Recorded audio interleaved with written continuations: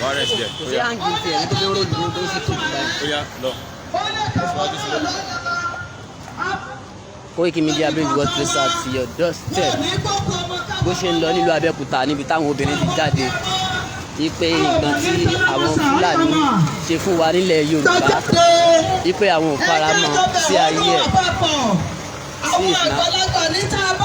Bó ṣe ń lọ nílẹ̀ Abeokuta lélẹ̀ o níbi tí àwọn obìnrin àgbáyé tí wọ́n ti jáde wípé bó ṣe ń lọ nílẹ̀ Yorùbá no security no food no good future wípé bó ṣe ń lọ kò tẹ́ àwọn lọ́rùn mọ́ sí à ń yẹ. Ẹ jẹ́ ká jáde. Àwọn kọ̀ọ̀kan ló wà ní mọ́tò ṣé ẹ kọ́ bọ́ọ̀lẹ̀. Ẹ̀ tó bá ti rẹ̀ ó rẹ̀ wọ́n ni. Ẹ nà. Wọ́n ní kápẹ́lì papọ̀, wọ́n ní kápẹ́lì. Ó yàtọ̀ sí pé ó yàtọ̀ sí pé wọ́n yà wọ́n papọ̀. Wọ́n máa bọ̀. Wọ́n ní láti wá kí ọmọ ẹ̀ bá bá mi sọ̀rọ̀. Wọ́n ní láti wá nígbà tó ní dàpọ̀ wà ní eré àkọ́kọ́. Wọ́n bẹ̀rẹ̀ láti kọ́ wà ní ìgbà yìí náà.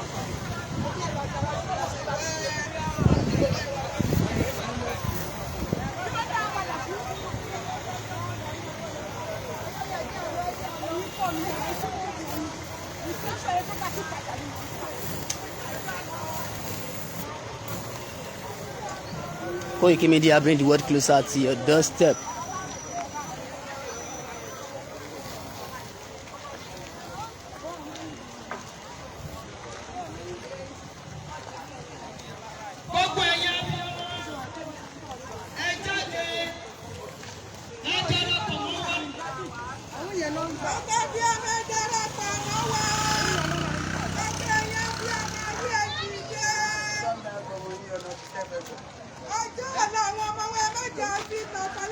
Gbogbo ẹ̀yin abiyamọ ayé ẹ dìde, ìyà táwọn Fúlàní fi ń jẹ wá yìí ti tó àgbẹ̀ ò lè lóko mọ́, ìpakúpa náà ń pa wọ́n. Ẹ wá wo fọ́tò níbi tí wọ́n ti lọ pa gbogbo àwọn àgbẹ̀ sóko. Ẹ gbà wá, èyí tí wọ́n bá ń gbọ́nù wọn wọ́n máa kidnap. Abẹ́ ń ro gbogbo àwọn abiyamọ ọmúbọ pàápàá ó ń ro wá o àti jáde. Koiki Media bring the world closer to your doorstep.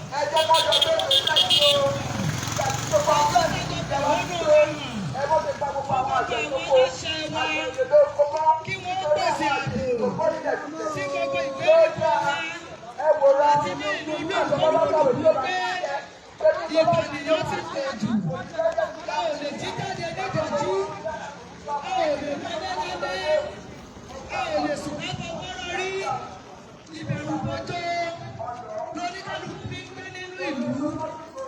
Abẹ̀yẹ ni gbogbo ẹ̀yà abiyamọ ẹja ìjẹ̀dẹ̀ ọ̀pọ̀lọpọ̀ wa. Ẹ jẹ́ ká jọ gbọ́ wá sókè fún àwọn aláṣẹ kí wọ́n lè pèsè àgbẹ̀ fún wa. Ìbàdàn pàjù lọ́jọ́ gé.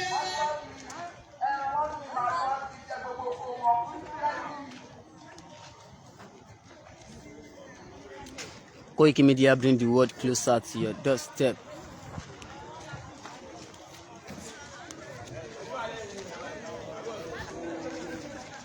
Koiki Media bring the world closer to your doorstep.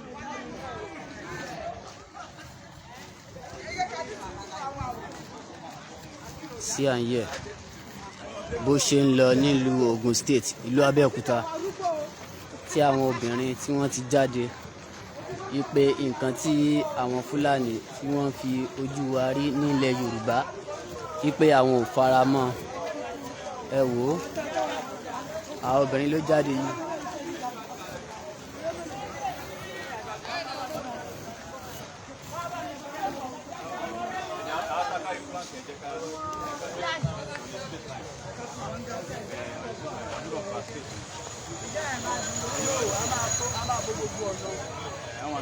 Ṣé ìbàdàn máa gbà kọjá yìí? Ṣé ìbàdàn máa gbà kọjá yìí? Ẹ ká máa bóyá ẹ ká máa lọ bẹ́ẹ̀. Wọ́n kọ́ fẹ́ kọ́ báyìí. Díẹ̀ jọ díẹ̀ àti rìn jù díẹ̀. Wọ́n á lè pọ̀ dáadáa.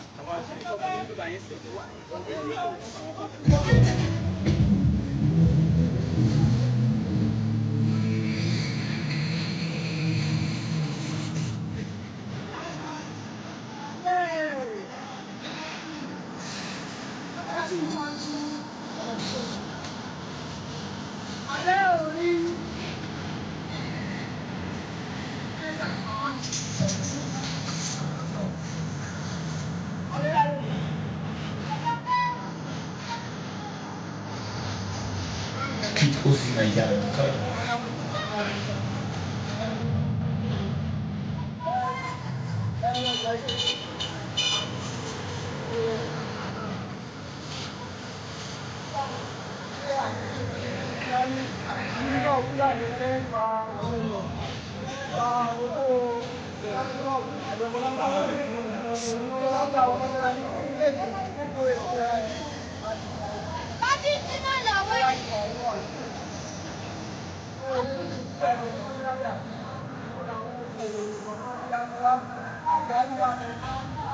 Koiki Media bring the world closer to your doorstep. Bó ṣe ń lọ nílẹ̀ Abeokuta. Òní ni Wednesday 9 May 2025. Ẹ wo àwọn obìnrin jáde wọ́n ní nǹkan tí àwọn Fúlàní tí wọ́n fi ojú wa rí nílẹ̀ Yorùbá wípé ó ti tó gẹ́ sí à ń yẹ̀. Bó ṣe ń lọ ní ìlú Abeokuta lẹ́ ń wò yẹn. Ẹ bá wa ṣe ẹ̀jọ́.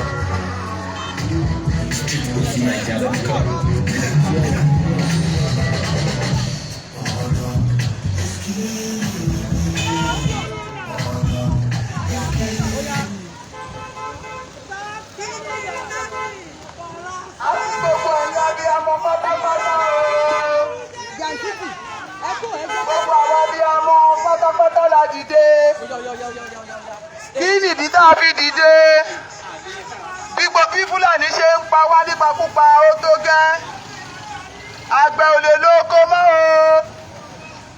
Gbogbo abiyamọ ìyà tí abiyamọ ń jẹ lórí ọmọ kì í ṣe kékeré. Àwọn àgbẹ̀ ò lè lọ sóko. Ìpakúpa náà ń pa wọ́n. Tọ́ba mágbẹ́ obìnrin wá kọ́kọ́ bá wọn sùn kí wọ́n tó wá dún wọn bí ẹran. Ìdí nìyí tá a fi jáde. Gómìnà wa, bàbá wa, ọlọ́lá jùlọ, Prince Dàpọ̀, Abíọ́dún, ẹ ṣàánú wa o. Ẹ bá wa ké gbàǹjarì, ẹ bá wa ké gbàǹjarì, ẹ bá wa bọ́lá ọmọ lórí òde sọ̀rọ̀, kí wọ́n ṣàánú wa. Gbogbo onúgbò rìsáàfù wa pátápátá.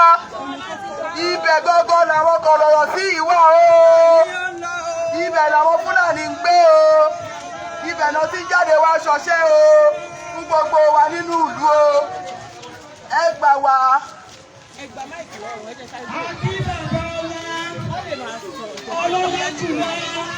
Ẹ má sáré pẹ̀lú àwọn ẹ̀kọ́ lọ. Àwọn tó ń bọ̀ mama ẹni sùn ẹ̀rín ẹni sùn.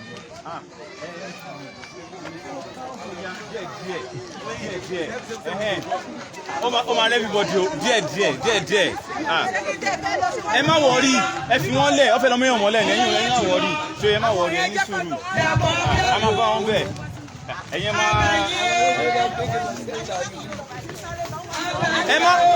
má wọrí ọ máa mú ọmọ lẹ̀ ẹ má wọrí. Ìpànìyàn yìí ti pọ̀ jù.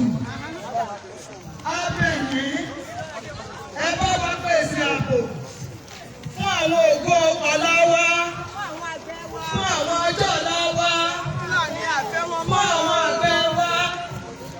Àwọn àgbẹ̀ wa ò lè lọ sóko mọ́ o, wọn ò lè dáko mọ́. Ìwọ̀nba àwọn tó tún dáko.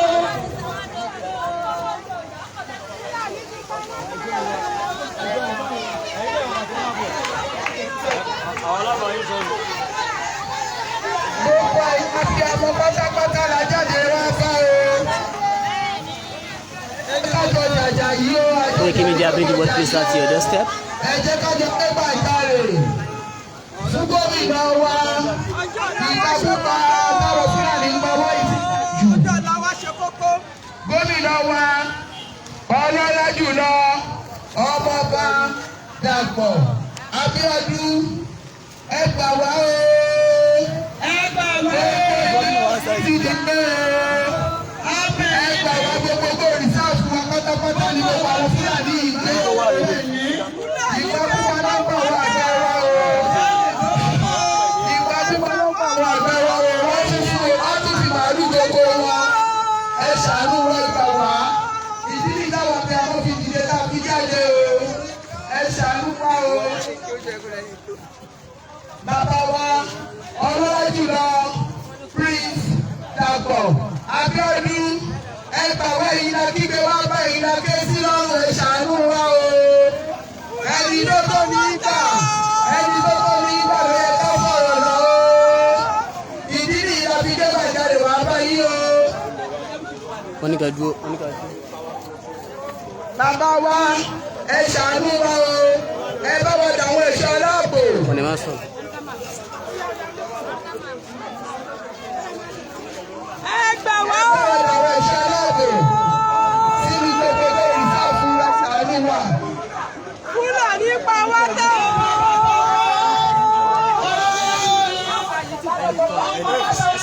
One voice. So that message wa dey clear dada. Ẹnìkan.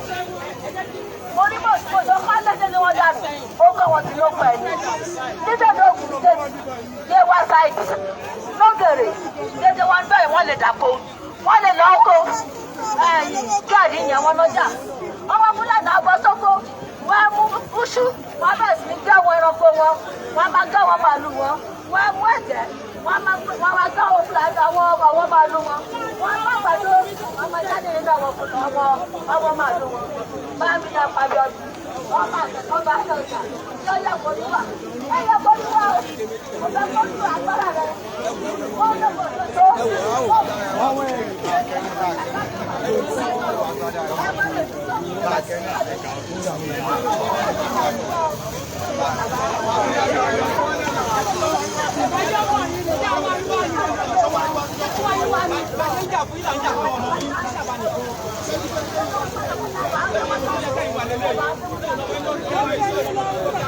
Mo kí gbogbo ẹ̀yin abiyamọ pátápátá gbogbo ẹ̀yin bàbá ọlọ́kùn bàbá wa tẹ́ wà ń bí.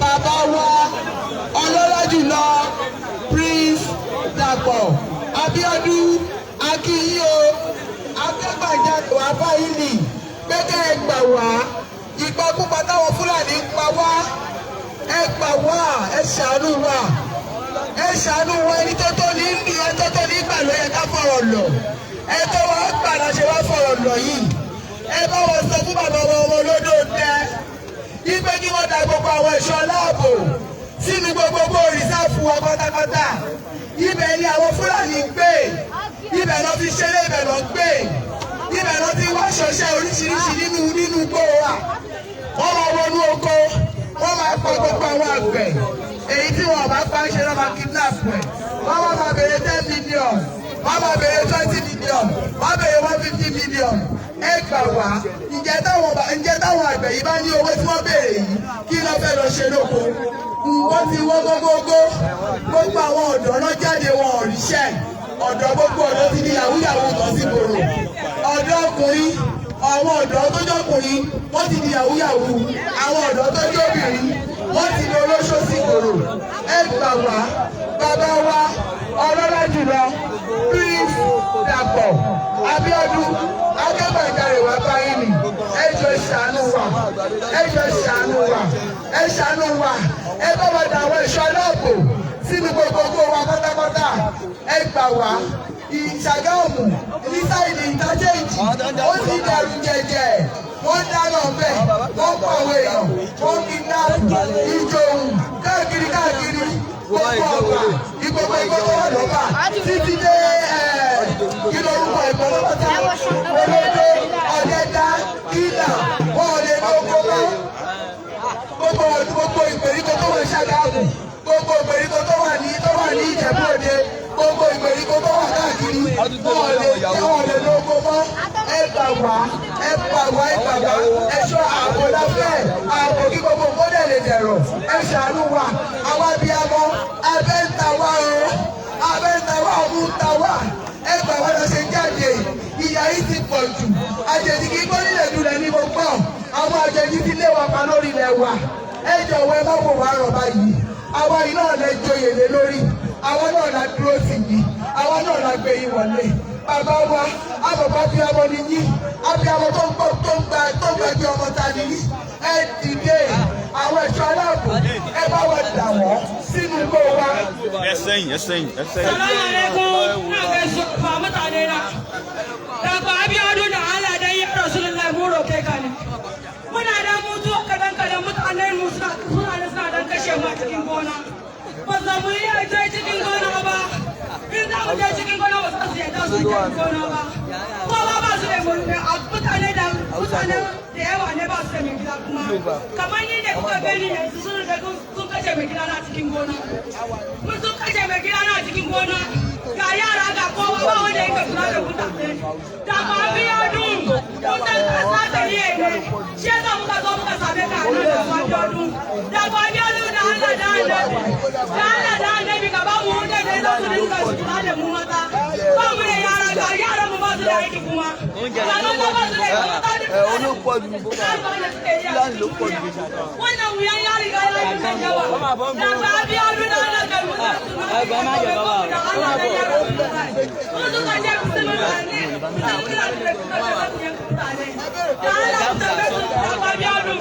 dàgbà Abeokuta náà lọ kẹ́kà lè dà ńlá kàmọ́ náà kúrè dàgbà Abeokuta ká kọ́mù tó lọ́gbọ́ amana abin da suka yi mana yawon da ya yawa da Allah mun roƙe ku ne fa daga Abeokuta muna roƙon ka ne fa ka san kai za ka diya dole sai ka yi mana tunda mu yi mata kenan muna shan wuya ka mu doki ciki daga ciki yaro zai fita daga famar wan zuwa ka famar shida sai dai su ba aiki kuma mun suka fita ba za su samu aiki ba suna kashe mu Koiki Media Bridge God please at your doorstep.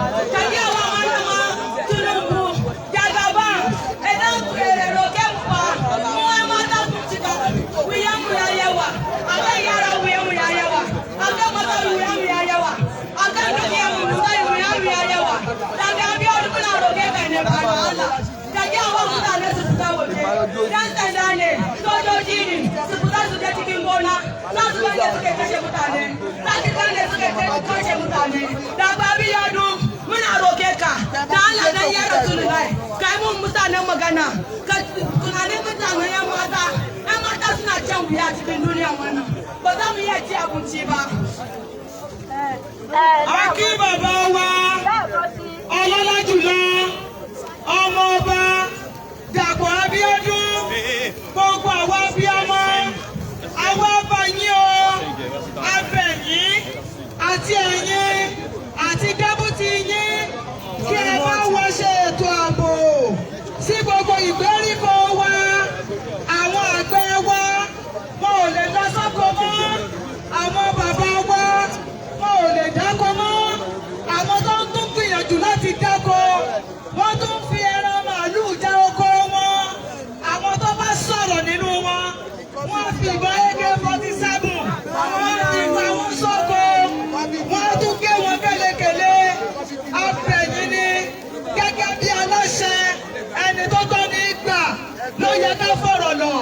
A mọ̀ pé abiyamọ ni yín, a mọ̀ pé ètò òlú náà ń ṣe, a kí yín fún iṣẹ́ takuntakun, gbogbo aládùúrà orí ipò tẹ́ wà yìí, ẹ̀mí yín náà fi lò ó nígbà tẹ́ bá ṣe tán, tẹ́ bá sọ̀kalẹ̀, ẹ ò ní kú kú òjijì o, gbogbo làálàá tẹ́ ẹ ṣe, ẹ̀yin náà lẹ́ ó jèrè rẹ̀, gbogbo àwọn abiyamọ, àwọn abayín, àwọn abẹ̀yìn ni, ẹ dákun ẹ dábọ̀, ẹ bá wa pèsè ààbò,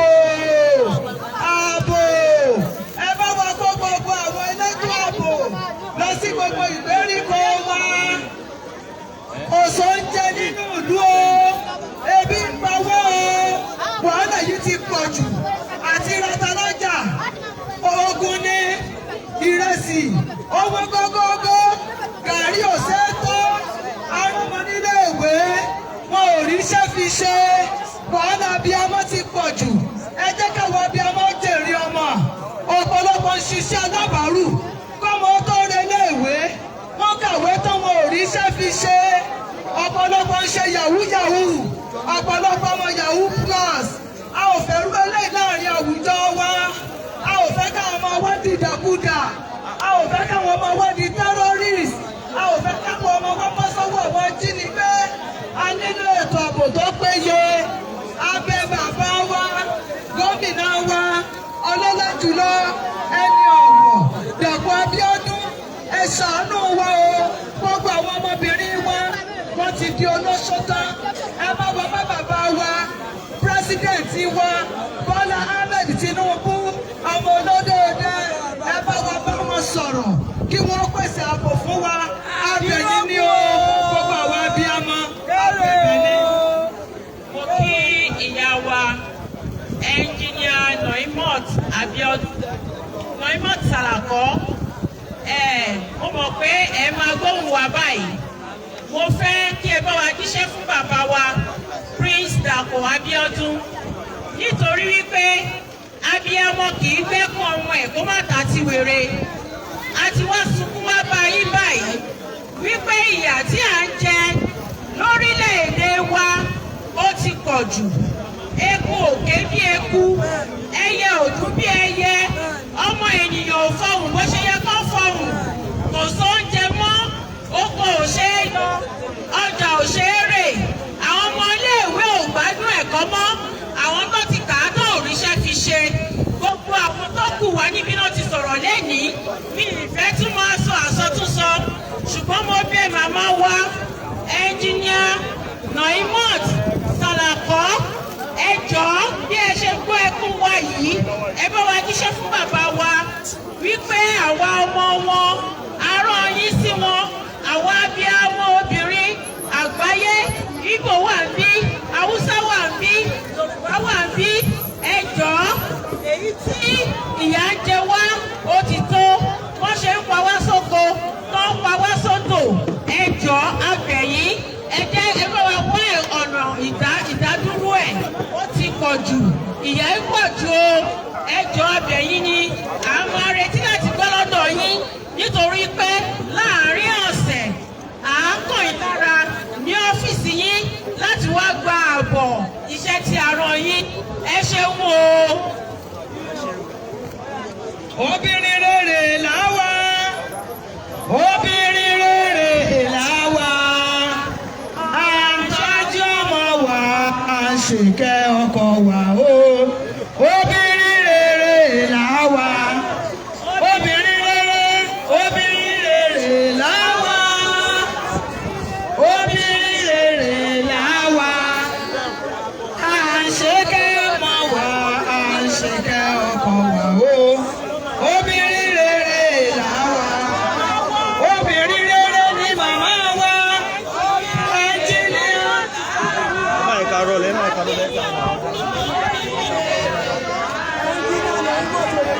ẹnjìníà Noimot Salako oyèlélé obìnrin rere láyé obìnrin rere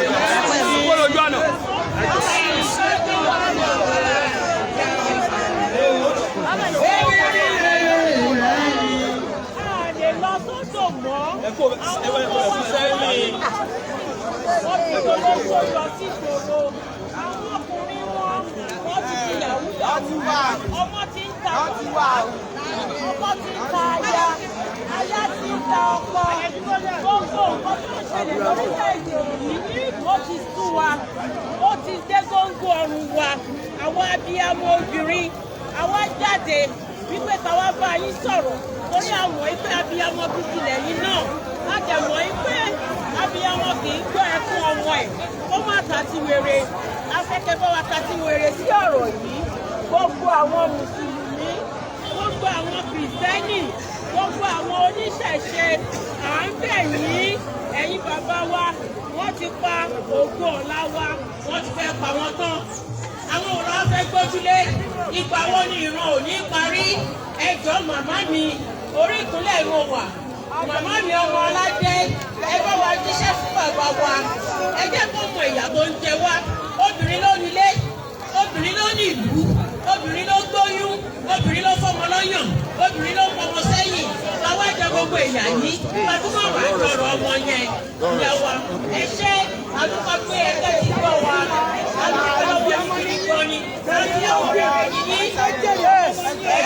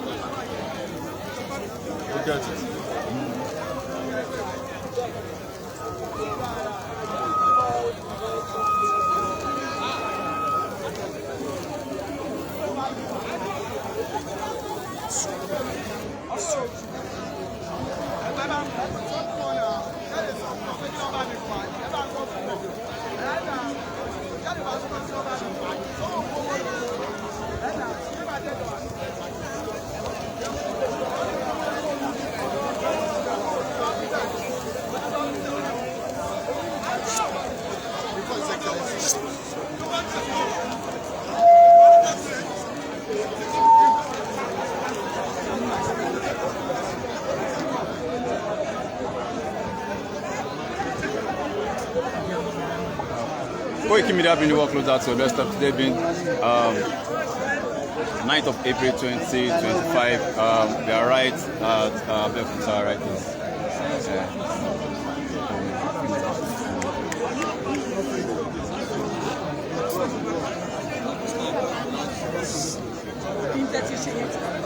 Oh, it's off already.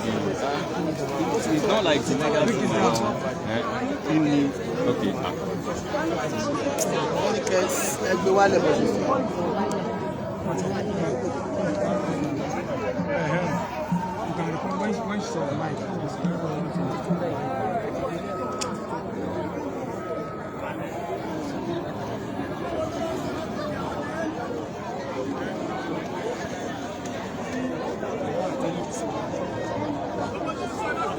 For anybody, say journalist and ambassador is not one information.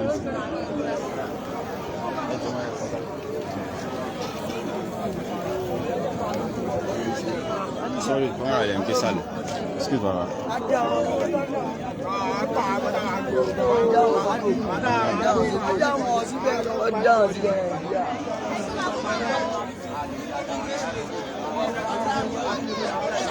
Koiki Media bring the work closer to your doorstep. Aṣèwà níbi ìwọ́de. Nǹkan tó ń ṣẹlẹ̀ báyìí ni pé a ti wà pẹ̀lú àwọn ọmọ wa which is deputy tó jẹ́ deputy governor ní ìpínlẹ̀ Abeokuta láwà ní ìbáyìí.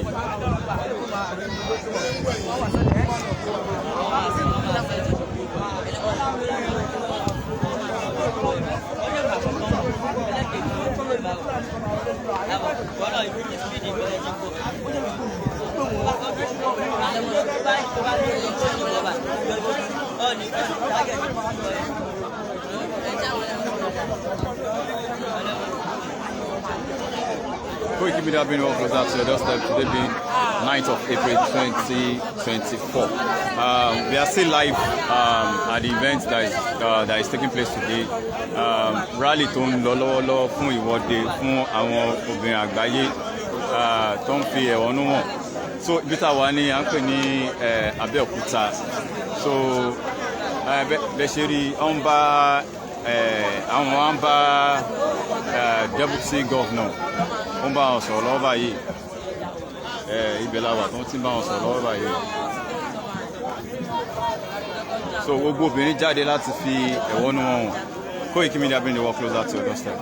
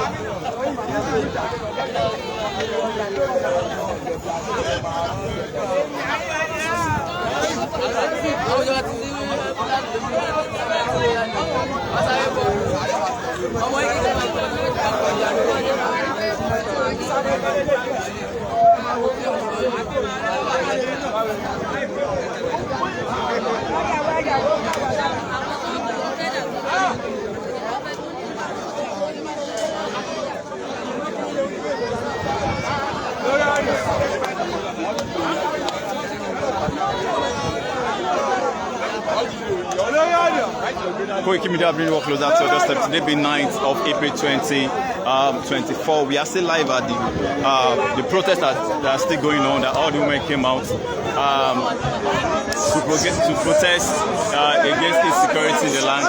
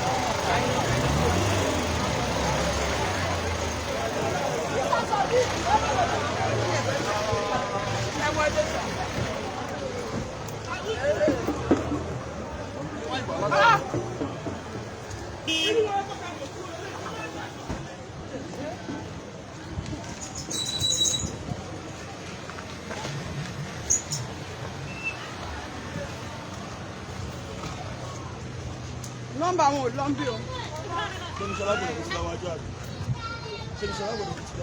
No, ó Ṣọlá wà lẹ́yìn o. Wọ́n wà lẹ́yìn sẹ́. Ṣọlá wà lẹ́yìn lọ síbi mọ́tò lọ mú káàdì.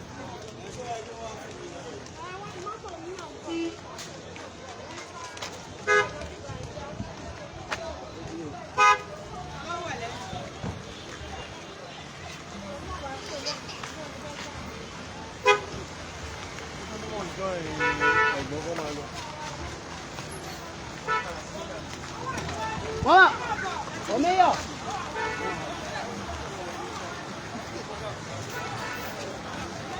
Thanks.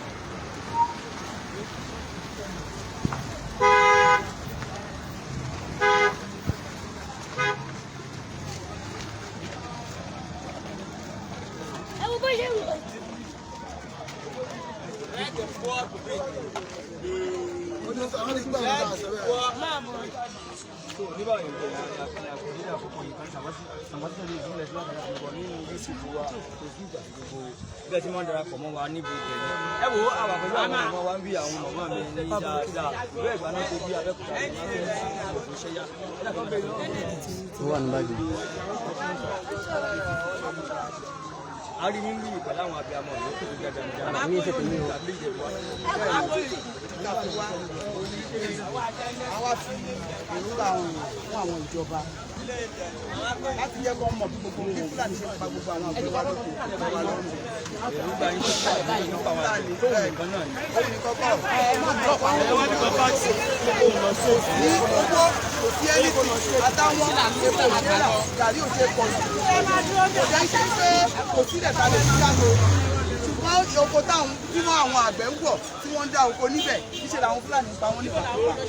Wọ́n tún kidnap, wọ́n tún béèrè ransom, wọ́n máa rape gbogbo àwọn obìnrin wa.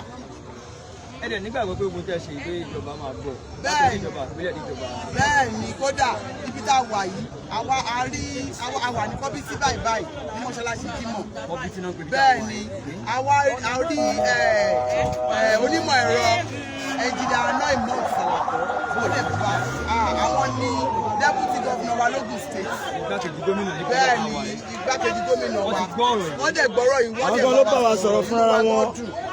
bẹ́ẹ̀ni wọ́n dẹ̀ jẹ́ kó yé wa pé àwọn àwa nǹkan ṣe sí. túmọ̀ sí pé káwọn ọmọ Yorùbá lápapọ̀ àwọn abiyamọ bíi ti lápapọ̀ kọ́ fún kàbáyà táwọn ọ̀dọ́. Bẹ́ẹ̀ni kí gbogbo wọn náà bẹ́ẹ̀ni. Bẹ́ẹ̀ni. Orúkọ tèmi ni Chief Mrs. Ìfẹ́olúwa Ìdòwú. Sọmọ ìpínlẹ̀ náà ni. Bẹ́ẹ̀ni ọmọ Abẹ́òkúta lè ní àṣẹ ti di màrí. Ìyá gbogbo rèé àti ẹ bá mú máìkì. Ó yá ẹ wá máìkì.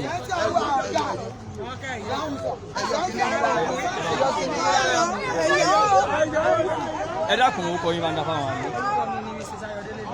Ayọ̀délé Victoria àwọn yẹn máa ń pè ní orúkọ kan. Ìyá ní gbọ́kú yín. Ààrẹ yìí náà ń bíbí ẹ wà ń bíbí. Wọ́n fi ìhónú wa fún wọn. Ìhónú lórí kíni? Lórí ìyà tó ń jẹ àwọn ọmọ Yorùbá. Tó ń jẹ wá lórílẹ̀-èdè wa. Lórílẹ̀-èdè àti ní gbogbo àgbáyé. Nítorí pé Fúlàní ń pa wá. Lákọlábo.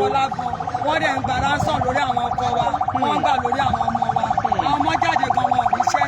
Gbogbo wọn ló di olóṣó kalẹ̀ obìnrin wọn. Àwọn ọkùnrin wọn náà di yàtọ̀. So àwọn nǹkan wọn yẹn ti ń ní wá lára.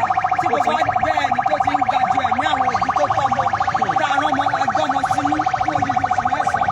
Lẹ́yìn ìgbà tá a wá bí ọmọ náà kan. Tó ti yẹ ká nísìnyí lórí ọmọ. Ọmọ máa ṣe fún ọ̀gbìn. Fúlàní ti pàpọ̀. Ẹ dẹ̀bẹ̀ tí gbogbo nǹkan báyìí ó dópin. Ó dópin lórí ilẹ̀ wa. Ṣé wọ́n ti gbọ́ ọ̀tẹ̀ wí báyìí? A sọ fún àwọn gómìnà wa àti ìyàwó wọn àti àwọn pírẹ́sẹ̀ǹtì wa. Àsọmọgbé wọn lápapọ̀ wọ́n ti gbọ́ lédè kan. Ó kọ yín lẹ́ẹ̀kan sí ní ṣókí. Ayọ̀délé Victoria. Tí gbogbo èèyàn mọ̀ sí. Scorpion. Ẹ ní múri búsẹ́nu ẹgbẹ́ ìlú wa.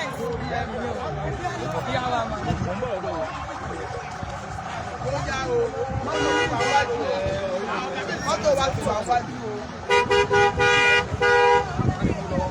Ẹ bá mú lọ́wọ́. Ẹ̀jẹ̀ kan ṣe Tó ṣáàbì. ẹ dákun ẹ bá ń dárúkọ náà. Ọbẹ̀ ṣe ṣáàbì. Ṣọlá kò gbọdọ̀ kú kò dẹ̀ ní kú lágbára Ọlọ́run àṣẹ ìdí ayé àti pẹ́pẹ́ dáadáa ni. Ẹ yarí yín àyín pẹ̀lú àwọn abiyamọ tòótọ́ bíi ti ó ní nígbà méjì dẹ̀ wájú.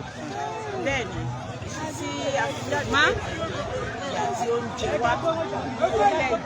Báàgì 12,000 11 years ló ń tolé, obìnrin ló ní ilé, obìnrin ló ń tò ìlú, obìnrin ló ní ìlú.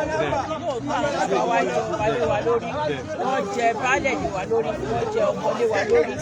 Ṣùgbọ́n láìsí obìnrin, ìlú ò lè tò, bẹ́ẹ̀ ni ẹbí ò lè tò.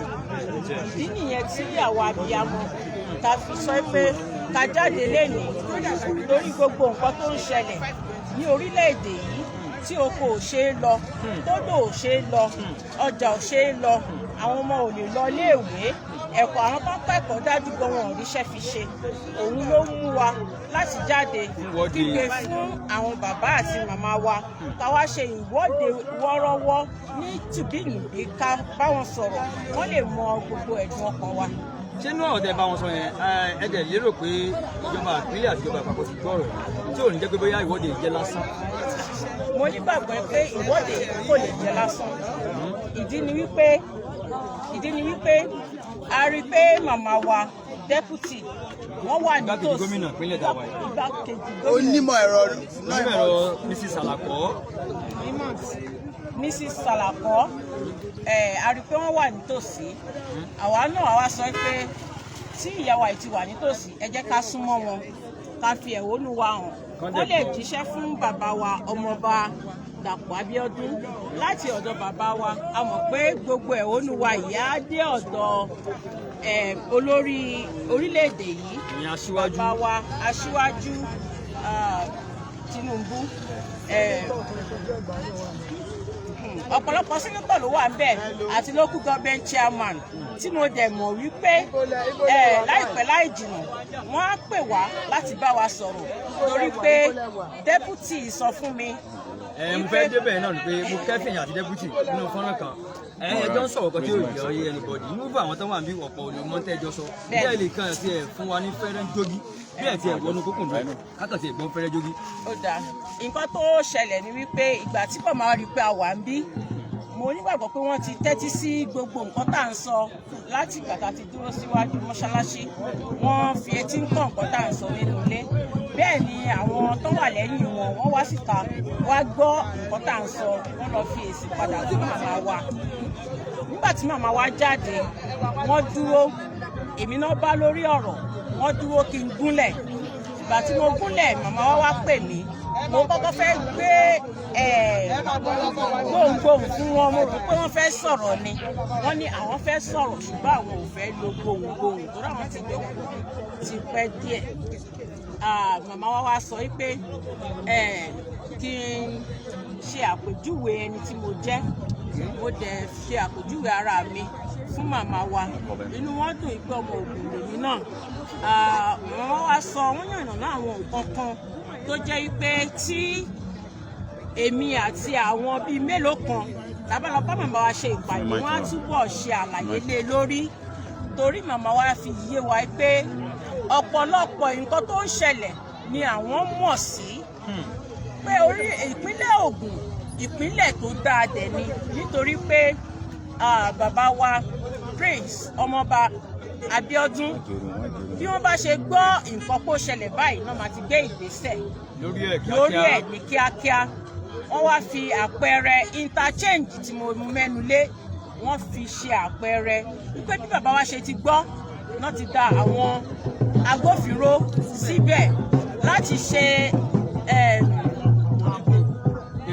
láti ṣe ètò ààbò tó péye àti pé láti wá ìfíìdí kókò wọ́n rí wípé nǹkan yẹn ṣẹlẹ̀ lóòótọ́ àti ní òdodo wípé bẹ́ẹ̀ ni bàbá wa rí wípé ọ̀pọ̀ àwọn nǹkan tí ó ń jáde lórí ayélujára yìí ni kì í ṣe òótọ́ àti òdodo ṣùgbọ́n gbogbo ẹ̀hónú tí a fi hàn àwọn rí àwọn dẹ̀ ṣetán láti gbọ́ àlàyé wa ṣùgbọ́n kì í wá ṣe lórí ìdúró yìí nítorí pé àwọn ti ṣe àwọn wá ṣe ayẹyẹ níbí ni wípé àwọn ò lérò pé àwọn máa pàdé wa mo wá tọ̀nà náà ẹ̀ fún màmá wa yànnà náà ẹ̀ fún màmá wa wípé kì í ṣe pé àwa náà mọ̀ pé wọ́n ń bọ̀ ń bí àwa náà ń lọ tiwa ni à ń lọ níwọ́de tiwa ni wọ́n wá fi tó wa létí pé wọ́n wà ń bí àwa rí i pé káwa náà jẹ àǹfààní yẹn láti bá màmá wa sọ̀rọ̀ lọ́kan òjọ̀kan kí wọ́n mọ nǹkan tí ó ń ṣẹlẹ̀ màmá wa dẹ̀ sọ nǹkan tí ó wà ní ọkàn wọn láti ṣe lẹ́yìn gbogbo nǹkan tó gbọ́ níbí báyìí wọ́n ní pé kí n fún PA wọn kí n fún wọn ní àlàyé nǹkan tí a wá ṣe níbí báyìí àwọn á dẹ̀ àwọn á rí wípé PA wọn padà láti jíṣẹ́ fún wa fún àwọn. wọ́n sọ bẹ́ẹ̀ fún yín. bẹ́ẹ̀ ni mo dẹ̀ nígbàgbọ́ pé màmá wa máa ṣe nǹkan tó tọ́ àti èyí tó yẹ bẹ́ẹ̀ ni bàbá wa náà á ṣe ilé tó tọ́ àti èyí tó yẹ mo dẹ̀ mọ̀ pé ẹ̀hónú wa tí a fi hàn lénìí á dé òkè pátápátá nítorí pé ẹ̀hónú ìrọ̀rùn ni àbá tìjà wá à ń sọ ẹ̀dùn bẹ́ẹ̀ à ń sọ ẹ̀dùn ọkàn wa ni. gẹ́gẹ́ bí abiyamọ ẹ dákun ọ̀pọ̀lọpọ̀ kágbọ̀n mọ́ mi níbí nìkan kan ẹ ti gbìyànjú kódà báwa lè ṣe ń rí gan gbogbo ara ti kún fún ìjà fún ẹ̀tọ́ ọmọ ènìyàn lágbára Ọlọ́run àníṣe lásán gbogbo abiyamọ tí ń bẹ́ẹ̀ bí kálukú ni ó jẹ èrè ọmọ ẹ gbogbo ẹ̀dá tó ṣẹ́gun sí ló máa jẹ èrè ẹ̀ lágbára Ọlọ́run ọba ẹ bá dákun nílẹ̀ kẹsí fáwọn ará ilé. orúkọ mi ni ìyáàfin Ṣọlá kò gbọdọ̀ kú. tí gbogbo èèyàn mọ̀ sí. Ṣọlá kò gbọdọ̀ kú. ajá fún ẹ̀tọ́ ọmọ ènìyàn bẹ́ẹ̀ ni. Thanks so much. All right. Jọ ní ráńpẹ́ Àtìpẹ́ ti sọ eléyìí ò ní kò ní pẹ́ Àtìpẹ́ ti sọ èdè ti Yorùbá àdẹ̀pẹ́ ìwọ́de ni pé ó wà fún Hausa àti Igbo àti Yorùbá so ní ráńpẹ́ ní èdè Gẹ̀ẹ́sì because we have a lot of people that is watching right now and they are saying kudos to what you have been doing, kudos to everyone that is present here today. So they just need the question that they just came in right now that what is your view about this about this protest? What's the reason of you coming out? What's the reason of all the women coming out? So thank you very much. I wouldn't call this a protest because we are not challenging the government. We are making our voice heard because there are so many less privileged people everywhere that are facing one problem or the other, more especially poverty, you know, and they have nobody to actually turn to let them know what they are facing. Their issue of security, their issue of scarcity of food, their issue of marginalization. There are so many issues in general, and then people aren't happy. And I believe by coming out as a mother, our voice will be heard by our governors, our presidents, our senators, our kings, and elderlies within the community. And once again, we come out not to challenge the government, not to challenge anybody, but to let them know what we are facing as poor people. Because the rich are up there, their children aren't in the country, so they don't know what the whole thing is. But somebody that has been eating 3 times daily, it's even tough for them to have a meal in a day. So all our females that have passed through universities and graduated, they have no job, they are all prostituting here and there. Our males that have passed through university, some of them that haven't got the money to even pass through university, they are now into fraud, they are now taking hard drugs. There's a lot going on within the community. We believe the government is not seeing what we are going through. And that is why we mothers gather together to come and let the government know, in case if they don't, what we are actually going through. All right. Thank you so much, Ma. We are really grateful. And people over there are saying thank you for coming out today. Just in a nutshell. I forget to say, this is not about Yoruba or Hausa or Fulani. I am a Yoruba woman. There are Hausa women here, there are Igbos as well, there are Shekiris, different tribes here. So we are all one. We are mothers. We've carried babies in our womb for 9 months. We breastfed them for about 2-3 years. We back them. We watch them grow up. We watch them grow to nursery, primary, secondary, university, expecting that they will get a job, that they'll be able to be providing for us, and at the same time they're still living under our roof. We are still feeding them. They will get married there, we'll be feeding their children as well. We've passed through this, and we don't want the next generation to pass through the same thing. All right, thank you so much. All right, in a nutshell, just want to what's your advice for the women that was not able to come out today? What's your own advice for them? Thank you. My advice for them is, I know they're not prepared for this and they're not aware that this is going to happen. But wherever you see women like you advocating for what you will be a beneficiary to, please come out and join them. The more we get together and we make our voice heard together, the more the government and the world will listen to us and do what we want them to do.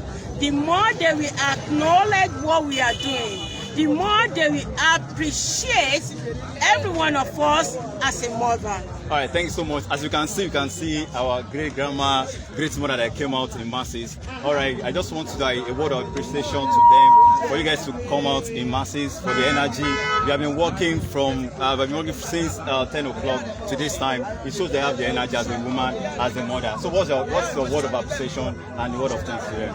I really appreciate all our mothers, our grandmothers.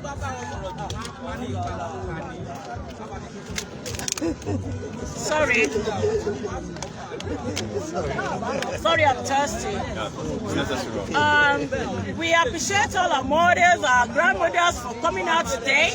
They have shown to us that even though they backed us, they've watched us grow to this level, they are still watching over us. They are still great mothers and grandmothers, and they were laying a good example for us to follow suit. They are living a good legacy. They are living a good legacy for themselves, for us to be able to tell the next generation. I appreciate them. I always tell my mom, oh, you fail my generation, they want to fail the generation that are coming behind me.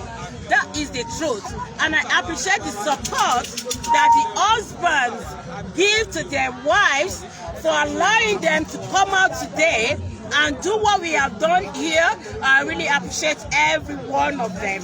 And then I pray that the Lord that watches over every one of us, as we have come out in peace, we get back home in peace. I appreciate all the men that have come with us to guide us to control the traffic.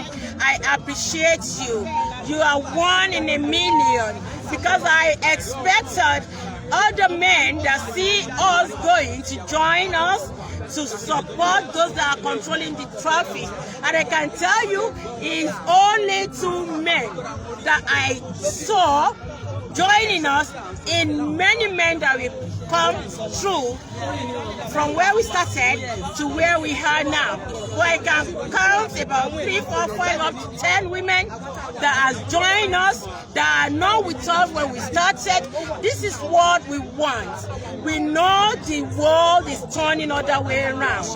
And it's only when we speak up that people will know what we are going through, that the people will be able to appreciate us, that people will know they've not been forgotten, that there are some people that still speak for them.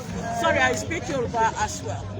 Mo dúpẹ́ lọ́wọ́ gbogbo àwa abiyamọ tá jáde lénìí láti wá ṣe ìwọ́de yìí tá dẹ̀ ṣe láyọ̀ àti àlàáfíà.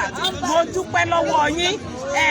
Gbogbo làálàá wa lórí ọmọ, lórí ọkọ, lórí ẹbí, lórí ará, lórí ìlú, lórí àdúgbò, lórí orílẹ̀-èdè kò ní já sí asán.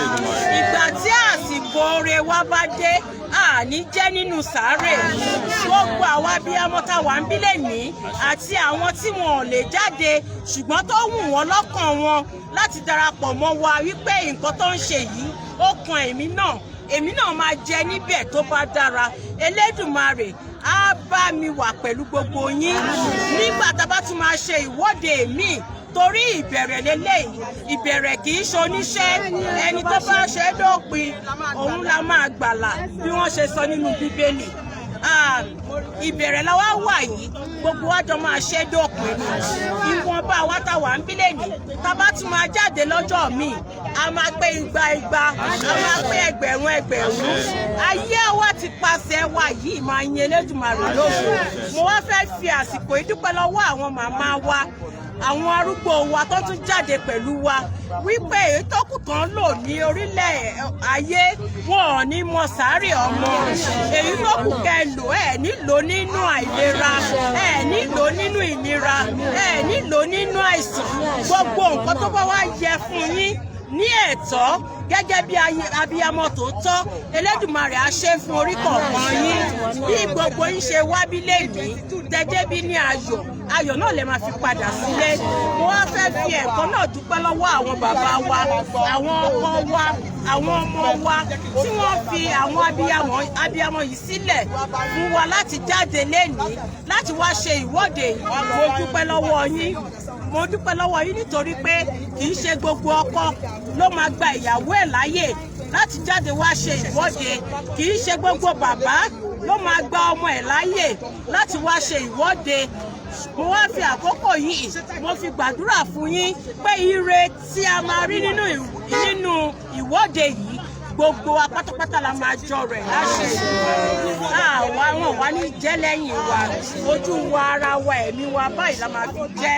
Orílẹ̀-èdè tí a wá ń sọ Nàìjíríà, bó ṣe é ní òkè lára ló ní ilẹ̀ lára, ló ní iwájú, ló ní ẹ̀yìn. Bó bá ṣe wù kó bá ṣe jẹ́ ìnira tó, àwa ò ní ìpín bẹ́ẹ̀ láṣẹ ìnira rẹ̀. Mo dúpẹ́ lọ́wọ́ gbogbo ẹ̀yin ọkùnrin tẹ́ bá wa wá kọ̀ǹtrólù traffic. Mo dúpẹ́ lọ́wọ́ yín o.